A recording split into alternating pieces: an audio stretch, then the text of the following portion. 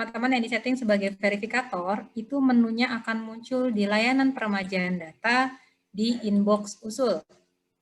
Ya, nanti akan muncul seperti ini. Ya, yang muncul di sini nanti disesuaikan dengan UNOR verifikatornya. Kalau misalnya memang hanya diizinkan untuk memverifikasi satu unit kerja atau unit verifikator saja, itu berarti yang muncul hanya di unit verifikator tersebut ya Mas Daus ya? Ya, betul. Tapi kalau misalnya Bapak Ibu kondisinya di Biro Kepegawaian dan diberi hak akses satu, maka akan muncul semua unit verifikatornya ya. Nah, di sini kita bisa lihat tadi mungkin saya sekedar menyampaikan untuk yang SKP, untuk Bapak Ibu yang sudah bekerja mungkin lebih dari 10 tahun gitu ya, SKP-nya mungkin ada 10 yang diriwayat, cukup update yang 2 saja ya. Karena kalau Bapak Ibu mengupdate banyak nanti kasihan teman-teman verifikatornya ya Mas ya. Dan memang juga sudah di blok juga ya di sana. Ya. Tapi kalau untuk yang CPNS atau yang apa namanya, yang PNS yang baru setahun ya cuma satu aja ya SKP. Iya, cuma satu aja. Nah, ini akan muncul per jenis riwayatnya. Saya coba yang riwayat jabatan ya. Di sini statusnya masih input berkas. Kita klik edit. Coba yang riwayat golongan dulu Mbak Ika, maaf. Oh, golongan dulu ya? Golongan dulu. Tadi ada beberapa informasi di golongan yang nanti coba. Oke. Ya, di golongan ini jadi fungsi dari verifikator ini adalah hanya melakukan pengecekan, ya Mbak Ika ya, Mbak Aya, melakukan pengecekan dan jika perlu, kalau misalkan ada data yang tidak sesuai, baik dokumen maupun datanya, itu bisa dilakukan perbaikan. Ya, di situ misalkan Mbak Ika tadi kan mengajukan masa kerjanya 7 tahun 4 bulan, tapi salah harusnya 7 tahun 5 bulan misalkan, tinggal diganti aja jadi 5 bulan, kemudian kita klik tombol simpan di sini. Ya, gitu. Kalau sudah, cek juga data pendukung. Data pendukungnya yang diupload di sini seperti apa, ini bisa diputar-putar ya, kalau misalkan ada yang uploadnya miring-miring, kepalanya nggak tengeng gitu ya, bisa diputar-putar. Nanti kita tambahin juga untuk zoom in, zoom out ya. Kalau datanya kecil nggak bisa kebaca. Ini masih belum ya zoom in, zoom out-nya. Kemudian ada juga satu lagi yaitu data riwayat, sebelah kanannya itu. Nah, ini bukan itu. Sebelumnya Kak, maaf. Sebelumnya di tab terakhir, nah itu. Ini belum muncul ya. Oke, nanti kita cek. Ini tab ini adalah nanti akan muncul data riwayat existing ya, yang ada di data kita. Jadi ini sebagai data pembanding, sebagai semacam kayak, kalau tadi Mbak Ika coba lihat ke edit data, itu kan mengajukan golongan berapa tadi? 3C gitu ya. Jadi di data riwayat itu, riwayat data ini nanti akan muncul semua data riwayat kita dari 3C, dari misalkan 3A ke 3C gitu ya. Nanti 3C-nya itu juga bisa dicek detailnya gitu. 3C-nya ini, oh ternyata data yang ada ini data aslinya gitu ya, gampangnya. Itu ternyata masa kerjanya itu 7 tahun 4 bulan. Dan di situ di edit datanya itu ternyata yang Mbak Ika ajukan 7 tahun berapa? 5 bulan. Jadi ada perbaikan di bulannya itu ya, 5 bulan itu. Oh, berarti ada perbaikan situ. Jadi Bapak Ibu bisa membandingkan data yang existing yang ada di riwayat dengan data pengajuannya gitu. Kalau penambahan, coba ke edit data Ika. Kalau penambahan berarti kan nanti di data ini misalkan Mbak Ika datanya 3D misalnya. 3D. Yang diajukan 3D. Ternyata di data riwayatnya itu baru terakhir 3C gitu ya. Maka, oh ini berarti data penambahan dan Bapak Ibu bisa melakukan cross check kalau memang ada dikhawatirkan gitu ya, orang ini memalsukan SK-nya atau apa gitu kan. Ya, seperti itulah kira-kira untuk fungsi dari data tab riwayat data. Ini memang kita cek lagi harusnya muncul ya. Kemudian dokumen pendukung juga sama. Sebentar, bisa aku ulang lagi dulu sebentar. Ya. Oh, emang belum Mas. Ya, oke, nggak apa.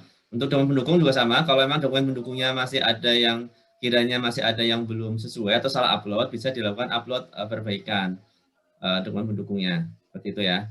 Ini tugas verifikator seperti itu untuk kita sebut sebagai ini ya, input detail. Ini step 3. Jadi Bapak Ibu juga perlu tahu juga nih terkait dengan nanti ke depan kalau Bapak Ibu melakukan penginputan datanya melalui peremajaan data di SISN.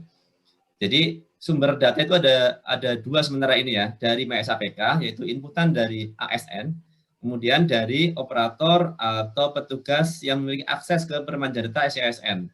Makanya di sini tuh sebenarnya stepnya udah step 3 ya, artinya step 1-2-nya ini udah dilakukan, udah dilalui dan dilakukan oleh PNS-nya langsung gitu. Tapi nanti kalau kita ngomongin peremajaan data di SISN, nanti kita mulai dari awal, dari cari NIP, pilih prosedur dan lain-lain. Nanti akan juga ke input detail atau step 3 namanya kita. Nanti kita akan ada training sendiri ya, Pak Ika ya, fintech sendiri untuk peremajaan data. Tapi ini sebagai titik temu di sini input detail. Jadi bisa jadi sumber data dari inputan di peremajaan data oleh Biro SDM misalkan, ada juga yang masuk melalui MES APK gitu. Sumbernya ada 2 dan satu lagi nanti kalau sudah ada Simpeknas bisa ada 3 gitu kan sumber datanya. Jadi ini akan ada banyak sumber data nanti nggak cuma dari MES APK tapi juga dari peremajaan data di SISN maupun dari Simpek atau Simpeknas. Kemudian kalau ini hanya informasi aja ya biar Bapak Ibu paham terkait dengan sumber data. Dan selanjutnya, nah di sini adalah ringkasan ya, ringkasan step 4 ya kita sebut sebagai verifikasi data. Ringkasan data yang sudah di entry, barangkali dicek kembali ya untuk ringkasannya, kemudian data dukungnya apa, bisa dicek juga di sini SKP-nya bisa dilihat secara detail lagi. Ini hanya fungsi pengecekan aja ya secara verifikasi. Jadi itu kalau oke, misalkan Bapak Ibu ada kesimpulan nih, oh ternyata data yang sudah di-upload oleh si ASN ini diindikasikan data palsu misalkan, atau memang belum saatnya dia naik pangkat gitu kan, atau jabatannya tidak sesuai. Silahkan berikan rekomendasi. Nah ini adalah salah satu output tugas dari verifikator ya, memberikan rekomendasi kepada approval, apakah diterima atau ditolak, karena verifikator nggak bisa terima nolak gitu. Nah rekomendasi ini juga boleh diberikan catatan. Ini catatan dari verifikator. Kenapa ditolak? Karena misalkan SK jabatannya tidak sesuai atau mungkin pendidikannya, ijazahnya tidak valid atau palsu dan lain-lain. Nanti bisa dilakukan pemberian catatan rekomendasi. Kalau terima, menurut verifikator ya klik terima gitu ya. Tapi ini bukan sebagai final ya. Ini hanya memberikan rekomendasi ke approval.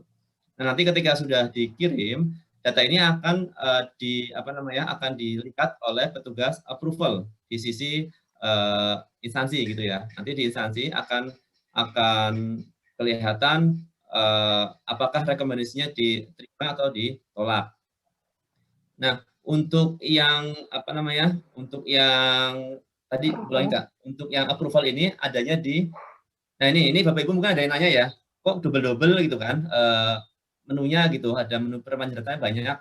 Nah, itu sebenarnya bukan double, tapi memang kebetulan ini punya role banyak ya. Yang pertama itu di atas sendiri itu kalau Mbak Ika coba lihat itu ada, ini adalah role yang diberikan untuk verifikator ya. Role verifikator, kalau hanya punya satu role verifikator hanya muncul satu menu gitu ya. Tapi kalau punya role verifikator dan juga approval nanti akan muncul 2 menu. Yang bawah itu role approval ya, yang ada tekan usul. Nah ini. Tekan usul adalah untuk melakukan approval di sini untuk yang role approval di peremajaan data. Oke. Untuk yang tekan usul memang ini masih belum detail, nanti kita akan detailkan kembali formnya. Dan nanti kita mungkin akan lebih ini lagi, akan ada tag lagi ke depan seminggu lagi mungkin untuk membahas lebih dalam terkait approval. Mungkin boleh di ini Kak, approval tadi kira-kira nanti jadi golongan. Nanti untuk detail ini akan kita lengkapi lagi, ini masih belum lengkap ya. Jadi nanti Bapak Ibu di role approval ini bisa melihat dokumen yang telah diunggah kayak tadi dan juga rekomendasi ya dari sisi verifikator. Ya. Rekomendasi. Jadi dan juga nanti bisa mau filter. Kalau misalkan yang aku mau approve yang misalkan atau mengecekkan yang tolak aja misalkan bisa kita filter oleh approval. Jadi approval akan terbantu rekomendasi dari sisi verifikator. Jadi tidak ngecek dari awal lagi tapi bisa langsung melihat saran ya atau rekomendasi dari petugas verifikator. Mungkin itu sih poinnya di sisi verifikator. Kemudian di sisi approval nanti dia bisa memberikan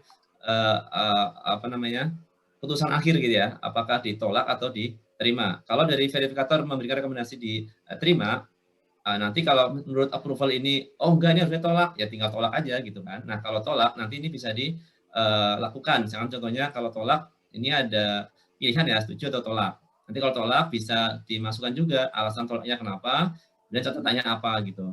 Catatan tambahan dari tolak. Kalau setuju nanti bisa ditambahkan atau dimasukkan password kita. Jadi ini sebagai approval itu tidak hanya klik tombol, tapi juga harus memasukkan password kita sendiri.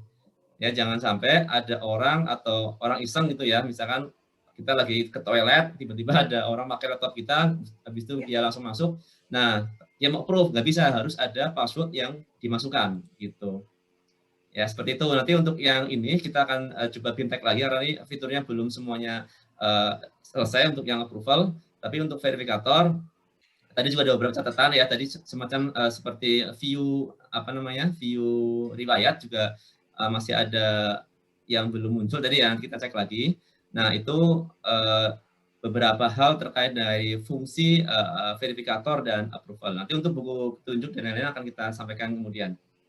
Ya, nanti juga ini untuk yang sisi versi production-nya, nunggu dari kami dulu ya, Baba dari kami. Kalau memang sudah kita deploy ke production, akan kami informasikan perbaikannya gitu. Nanti mudah-mudahan nggak dalam waktu lama ya, tapi dalam waktu beberapa hari ke depan bisa kita sampaikan apakah untuk verifikasi sudah bisa dilakukan atau belum, seperti itu. Tapi per hari ini kita masih review dulu nanti malam ya Mbak Ika ya, untuk finalisasinya agar tidak ada kesalahan atau tidak ada setelah diverifikasi ada data yang tidak masuk atau apa gitu. Itu memastikan itu aja sih sebenarnya.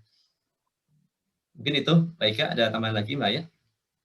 Mungkin Mbak ya bisa masih pegang loginnya Mas Daus. Ini di sini status sudah berubah nih, jadi berkas terverifikasi ya, berkas disimpan terverifikasi. Kita cek di My SAPK-nya Mas Daus ya. Itu loginnya Mbak Ika itu yang tadi? Iya, yang ini. Yang tadi punya Ika itu. Oh, punya aku ya? Oh iya. Oke. Berarti bisa dilihat di histori pengajuan ya.